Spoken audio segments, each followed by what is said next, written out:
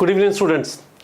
आप बहुत ज़्यादा परेशान होंगे सर एडमिट कार्ड में क्या भरे क्या ना भरे, एक बार क्विकली बता दीजिए। मैं आपको बता रहा हूँ, यदि आपको इस टाइम पे ऐसा फील होने लगा है कि मेरे साथ स्नेक्स एंड लैडर गेम चल रहा है, मैं कितनी भी मेहनत कर लूँ, कितने भी टेस्ट लिख लूँ, एनटीए आता है और मेरी तैयारी को डस जाता है, उल्टे सुल्टे डिस्ट्रैक्शन मिल जाते हैं, मैं आपको बताना चाहता हूँ ये आपका वहम है।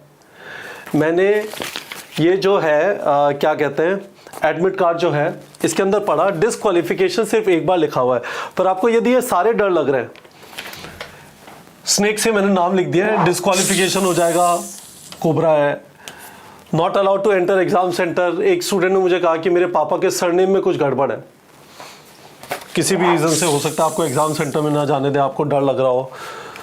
आपको क्वेश्चन पेपर, आपको ऐसा लग रहा है कि सर सारी जगह क्वेश्चन पेपर में नहीं लिख सकता, हालांकि उस वाली चीज़ को कवर करेंगे। एग्जामिनेशन पे जो इन्विजिलेटर अटक गया कि बस रफ शीट जहाँ पे रफ वर्क जहाँ पे लिखा हुआ है सिर्फ उसे यूज़ करो।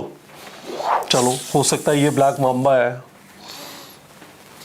आपने जो लैंग्वेज भरी है पता चला किसी और लैंग्वेज में पेपर दे दिया, इसका आपको डर लग रहा है, ये वाइपर है। और फिर आप बायो ब्रेक लेने गए, टॉयलेट वगैरह, वापस आए, पता चला लाइन लगी हुई है फ्रिस्किंग की, उसमें 10 मिनट खराब हो गए।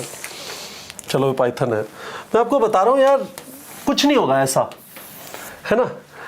हम आराम से समझेंगे एडमिट कार्ड में क्या क्या चीज़ें करनी है। 5 मिनट है, मैं आपको ये बताना चाहता हूँ कुछ भी नहीं होगा। Don't fear the unknown. Government इसलिए एग्जिस्ट नहीं करती कि आपको बार बार डसा जाए, गवर्नमेंट का ये काम नहीं है। नेशनल टेस्टिंग एजेंसी को इसलिए नहीं बनाया गया कि बच्चों के ना खून के आंसू रुला दे, बिल्कुल भी ऐसा नहीं है। प्लीज अंडरस्टैंड, यदि आपका फोटोग्राफ थोड़ा बाहर जा रहा है कुछ फर्क नहीं पड़ता, यदि आपके पापा का सरनेम कुछ गलत लिखा हुआ है कुछ फर्क नहीं पड़ता, बिल्कुल भी टेंशन मत लीजिए। जब तक आप एकदम उतर ही आए कि मैं चीटिंग करके ही पास होऊंगा, उस सिचुएशन के अलावा जनरली कोई टेंशन की बात नहीं है, कोई आपको वापस नहीं भेजने वाला। मैं वापस बोल रहा हूं, जब तक आप एकदम ही उतर आए कि अपनी सीट से उठे, पास वाले इधर उधर देखा कोड मैच नहीं कर रहा था, उस जगह पे जाके खड़े हो गए जहां पे आपका कोड मैच कर रहा है और सीधे सीधे वहां पे OMR भर रहे हैं, ठीक है। जब तक आप उतने उस पर नहीं उतर आते कुछ भी नहीं होगा। You will be allowed to write the exam और आपका जो परफॉर्मेंस होगा उसके हिसाब से आपका रिजल्ट आएगा। आपके और गवर्नमेंट कॉलेज के बीच में एनटीए नहीं है, सिर्फ फिजिक्स केमिस्ट्री बायोलॉजी आपने कितना पढ़ा है, कितना एमसीक्यू प्रैक्टिस किया और कितना टेस्ट लिखा है, सिर्फ वो है। तो इस पॉजिटिव नोट पे कि सांप नहीं है, टेंशन ना लो, ठीक है। अब मैं आपको बता देता हूँ एडमिट कार्ड में क्या करना है। आप इनको जानते होंगे, हमारे फेवरेट अंकुर सर, है ना। अब आप यदि सोच रहे कि फेक है, अंकुर सर सच में एग्जाम लिखेंगे, वो आपके ऊपर है, पर मैं आपको क्विकली बता देता हूँ यहाँ पे क्या क्या चीज़ है ना। तो जरा देख लो, कैंडिडेट नेम वगैरह लिखा हुआ है, मेल जनरल कैटेगरी के हैं, person with disability, application number यहाँ पे लिखा होगा, father name, state of eligibility, all that is there. ये आपका फ्रंट का पार्ट है, इसके अंदर कुछ भी नहीं करना है ना। ये साइन वाइन भी आपके यहाँ पे दिखाई दे जाएंगे, बहुत अच्छी बात है। पेपर का मीडियम अंग्रेजी है, डेट ऑफ एग्जाम 5 मई है, रिपोर्टिंग टाइम 11 बजे लिखा हुआ है।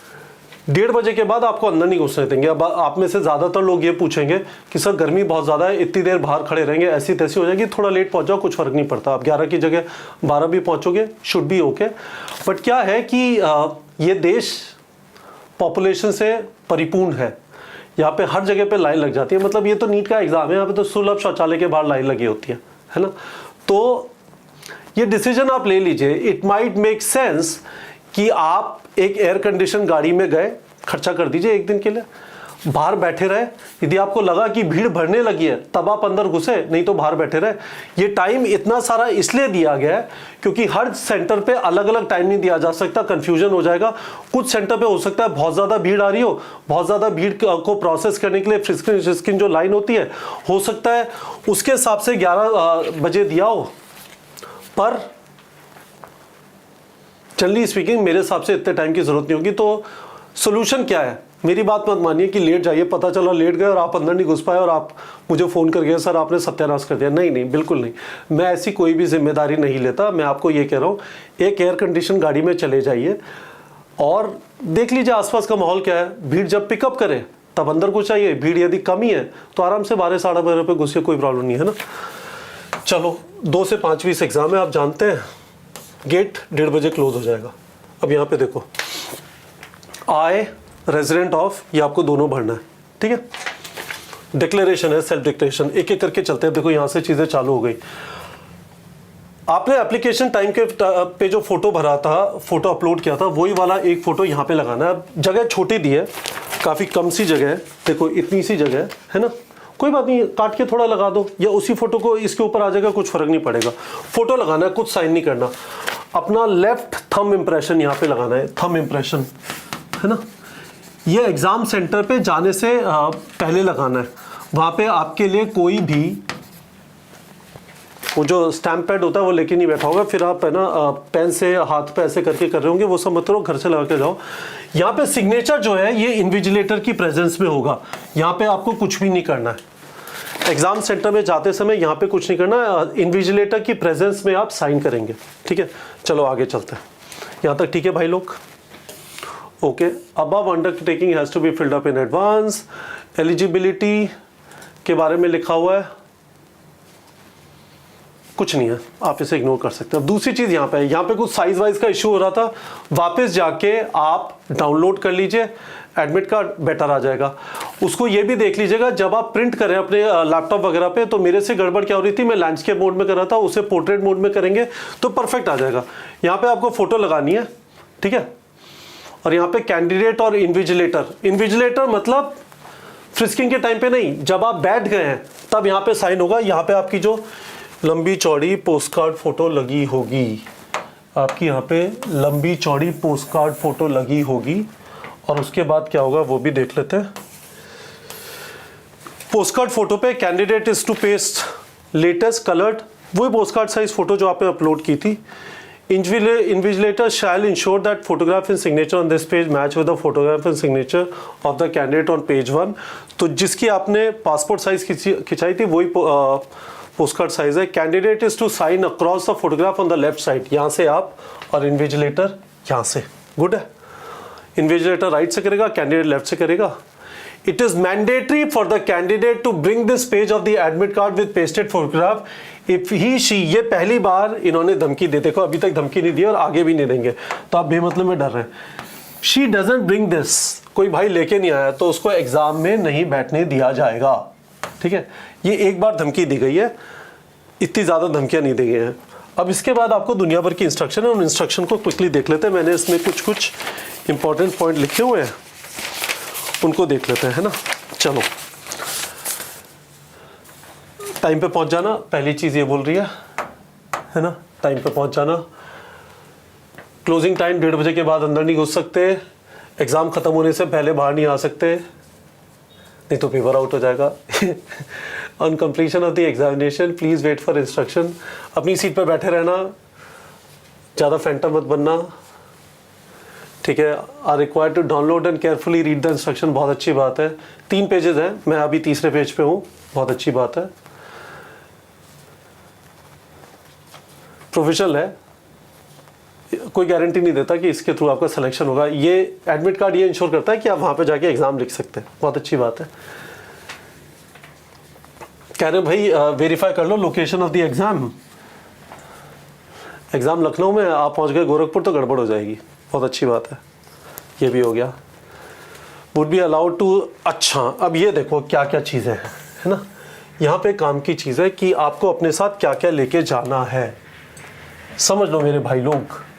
देखो एडमिट कार्ड, उसमें सारे फोटो जो चिपकाने, अपने साथ एक एक्स्ट्रा फोटो और लेके जाना है, वो मैं बताऊंगा। Valid ID proof, Aadhaar card is a good ID proof. और क्या आईडी प्रूफ है वो देखेंगे। और आपको कोई टच नहीं करेगा, आपको हैंड हेल्ड मेटल डिटेक्टर से ही चेकिंग की जाएगी, है ना। चलो क्या क्या ले जा सकता है, personal water bottle, very good. एक और फोटोग्राफ लेके जानी है जो आपको अटेंडेंस शीट पे चिपकानी होगी। ये पासपोर्ट साइज फोटोग्राफ है, ठीक है, ये पासपोर्ट साइज है ना, छोटी सी जगह होती है तो पासपोर्ट साइज है। Admit card along with self declaration, बहुत अच्छी बात है, ये भी ठीक है और ये भी है ना, ठीक है। वैलिड आईडी प्रूफ क्या है, इसको जरा देख लेते हैं कि इसका जवाब कहीं पे दिया हुआ है क्या। देखो आधार कार्ड परफेक्ट है, अदरवाइज क्या क्या चीजें अलाउड है।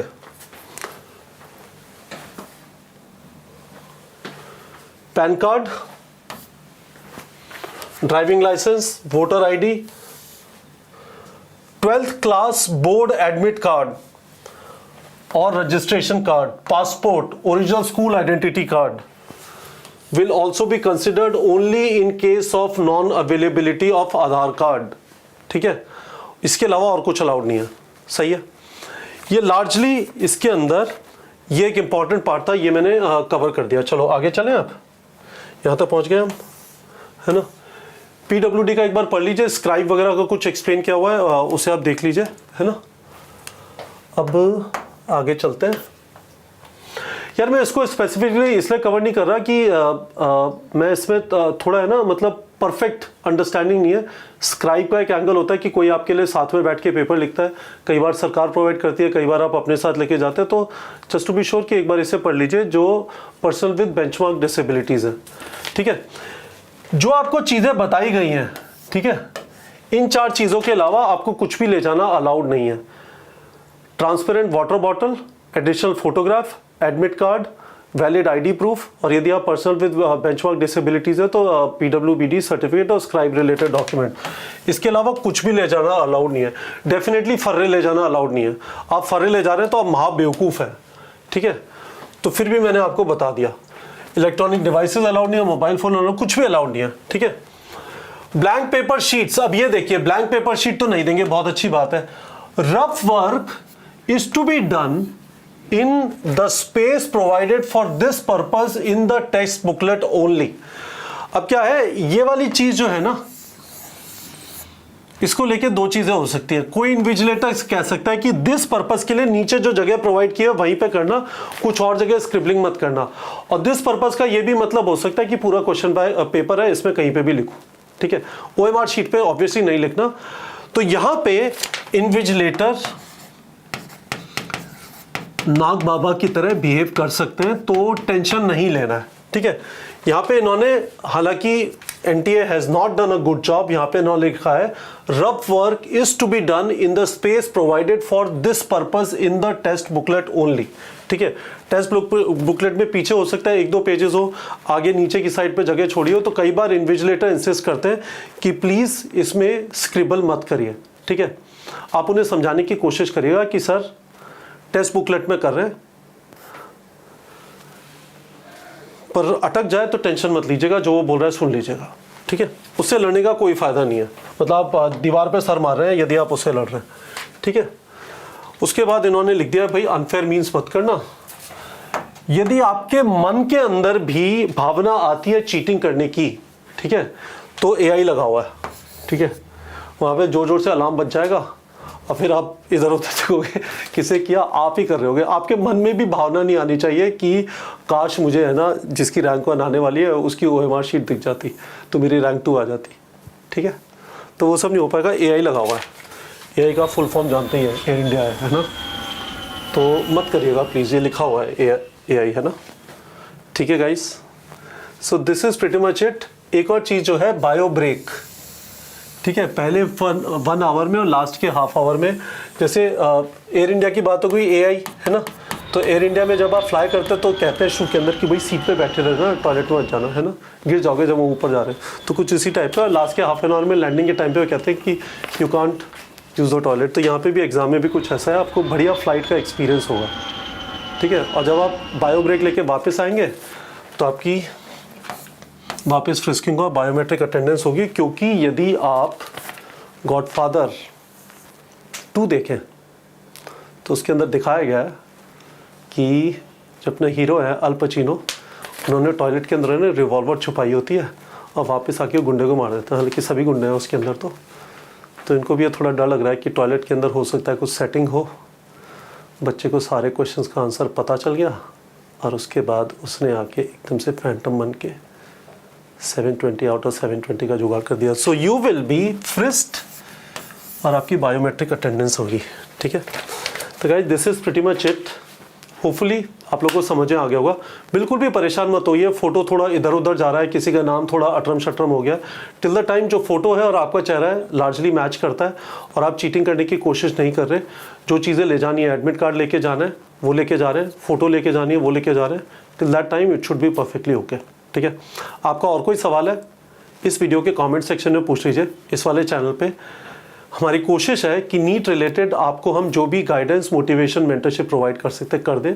तो इस वाले चैनल को सब्सक्राइब कर लीजिए। हम परसों करीब 6 बजे पेपर सॉल्विंग चालू कर देंगे, पर उससे पहले भी मैं कोशिश करूँगा आपसे 1-2 बार और मिलूँ। मैं ट्राई कर रहा हूँ कि कल शर्मा सर के साथ एक लाइव सेशन किया जाए, आपको एक फाइनल चेकलिस्ट टाइप प्रोवाइड कर दी जाए, और उसके बाद you should all be good to go and crack NEET exam on Sunday.